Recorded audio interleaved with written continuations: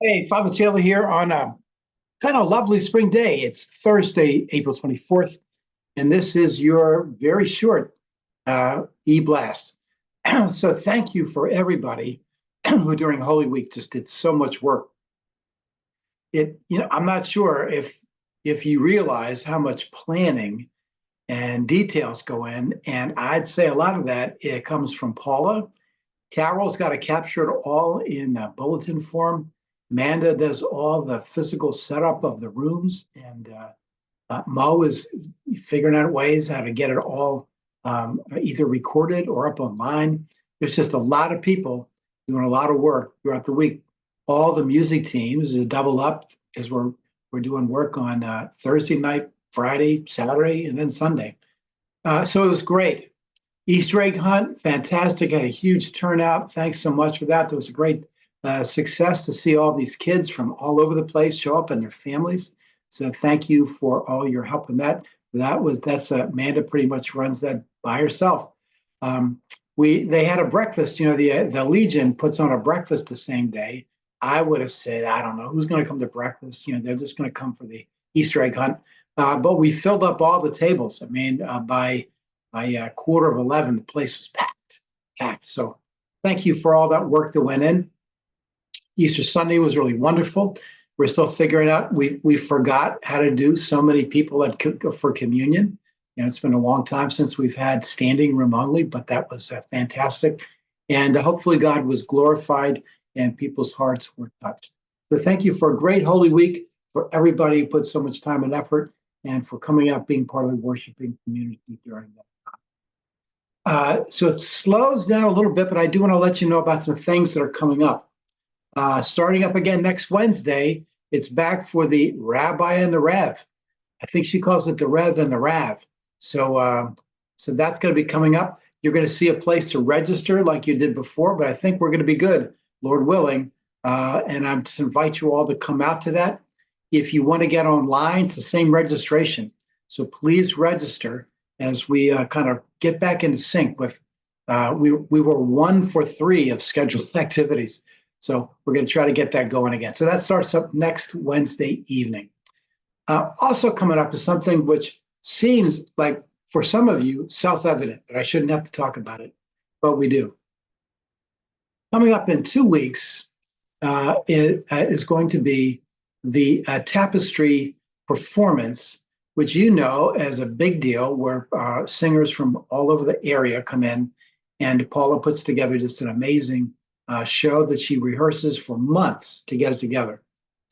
But I have to go over this because about half of our congregation was around during the earlier days when Father Tom made some connections in Nigeria, and you guys know the history. You guys are the people who are familiar with the history. This has just become a church event. And the idea is that there's sections out there in the area of Confanchan where Bishop Dogo and his wife, she was just here for a couple of weeks, where they are, that have zero, I would say, zero medical care.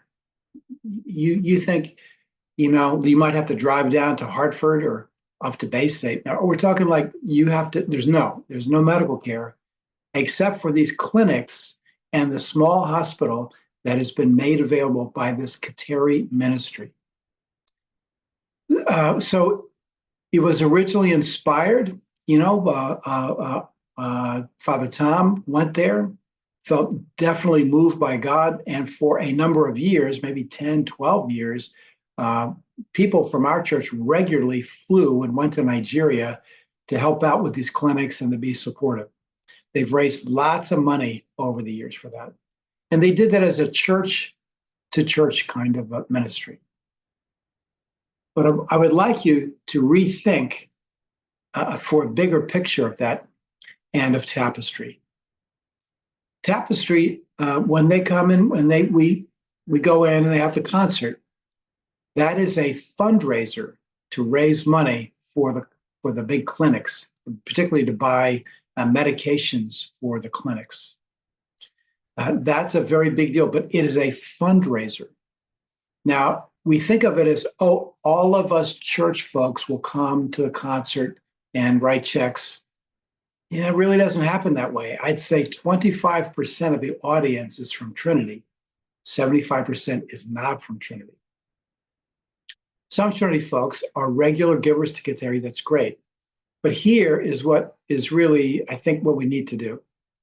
You need to see this as a way to invite someone who doesn't go to Trinity, who may not go to church at all, a way to invite them to do something that they actually would like to do.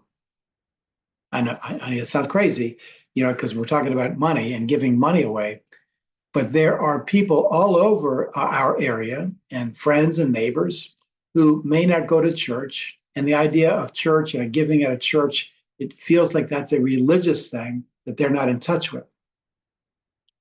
But particularly with the closing of the US aid programs overseas, money and funding for medical supplies of all kinds of things and direct help for people suddenly ceased. It was happening and then it was over with one day and an executive order.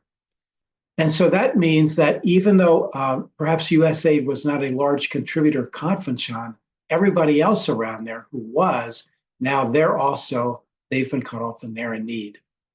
All around the world, there are people who depended upon our US contributions, your taxpaying dollars. They counted on that for medical supplies, for treatment, particularly with AIDS, like in certain parts of Africa where it was absolute epidemic, for care for children of families who were decimated by AIDS. There's food programs, there's all kinds of things which no longer happen simply because we've decided that we aren't going to do that anymore. That means the need is increased exponentially. When you think about Tapestry, you should think about it as a way to say to your friends, have you ever thought of a way that you would like to help people, perhaps at a distance, to be able to help them in some kind of way? Matt Damon's got a great organization in water.org. That's a great way to help people. There's all kinds of ways to do it. But we have the place where you can give $1 and 98 cents of that actually goes to the very thing that you're trying to give, which is medications. It is the easiest, the lowest administrative cost of any giving program that I'm aware of. And it goes directly. You can come and meet people who actually know the people who are going to get the aid. So I want you to rethink, it's Tapestry again. I used to go, but I'm not going anymore. No, we have to think of it as you are the greatest source of being able to invite one person to make a contribution to something simply because it's a good thing or the right thing to do. And they want to. $20. Maybe you said to somebody, hey, if you don't want to go, would you think about giving? You can give it to me. I'll give it directly to the organization, Kateri. So we need to rethink Kateri as not just a local church ministry. It is a ministry. It is a way of helping people across many miles of the seas, helping people who are desperately in need. And it's a way for your friends to be able to give and think that they've actually done something in the world to be helpful. So it's a straightforward ask. So I want you to think about not only coming to Tapestry, but inviting people to come to Tapestry and say it's really a fundraiser for a great organization that we got into on the ground floor. And I'd like you to come and hear the story, which will be during the concert. Come and hear the story, and I guarantee you'll want to contribute. So that's the invitation that I'm asking every member of our church to make, so that when it comes around to Kateri and the Tapestry concert, that we come in there with guests, and we fill the place up with people who get to hear the story for the first time and are moved in such a way that they want to give. So that's where I'm asking you to. So keep in touch. This week, we're going to give out the cards. We're just passing them out. We have some baptisms, so it's not going to be the central thing we do, but you can find invitation cards to Kateri this weekend. And then next weekend, that's when we're going to make our big push. You'll probably get this message again for you to be inviting. Yep, It means you're coming out on a Saturday evening or a Sunday afternoon. Yep, that's what it means. It means you're gonna give up some time, and you're gonna have to, jump over an emotional line of concern and just invite people to come, because what we're doing is actually saving lives. So you know the story about how this saves lives and how saving one mother's lives saves an entire family. You already know that story, but they don't. So be thinking about inviting people, particularly those who don't go to church, to come so they can be a part of doing the right thing, the good thing, through this ministry. So anyway, it's almost like a sermon, but we still got a good one coming up on Sunday. So thank you, and I look forward to seeing you this weekend.